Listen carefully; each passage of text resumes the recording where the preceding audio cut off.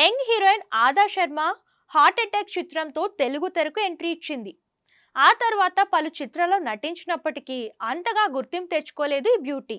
కానీ 2023లో వచ్చిన the Kerala story చిత్రంతో ఓవర్ నైట్ స్టార్ అయిపోయింది. ఆ మూవీలోని ఆదా యాక్టింగ్కు విమర్శకులు ప్రశంసలు అందాయి అనడంలో అతిశయోక్తి లేదు.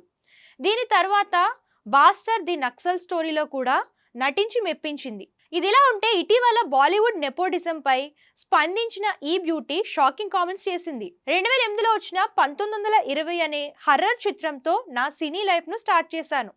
అయితే నేను ఓ సినిమా కుటుంబానికి చెందిన వ్యక్తిని అయ్యుంటే నన్ను వెండి తెరకు పరిచయం చేయడానికి ఒక పర్ఫెక్ట్ రొమాంటిక్ సినిమా ఎంచుకునేవారు. నా కుటుంబం నన్ను హర్రర్ సినిమా చేయనిచ్చేవారు కాదు. ఎందుకంటే తన బిడ్డ కెరియర్ను నల్లటి పళ్లతో దెయ్యం పట్టినట్టు మొట్టమొదటిసారి చూపించడానికి ఎవరు ఒప్పుకుంటారు? అందుకే ప్రముఖుల కుటుంబం నుంచి నేను వచ్చుంటే ఓ రొమాంటిక్ చిత్రంతో నా ఎంట్రీ ఉండేది. కానీ నేను 1920తో స్టార్ట్ చేశాను. అందుకే నేను అదృష్టవంతురాలుగా భావిస్తున్నాను. ఏదైనా కొత్తగా ప్రయత్నించే అవకాశం నాకుంటుంది. అలాగే నేను ప్రయత్నించే ప్రతి కొత్త విషయాన్ని ప్రేక్షకులు అంగీకరిస్తున్నారు. బహుశా అందుకే సినీ నిర్మాతలు కూడా నాకు విభిన్న పాత్రలు ఇవ్వడానికి చూస్తున్నారు అంటూ చెప్పుకొచ్చింది.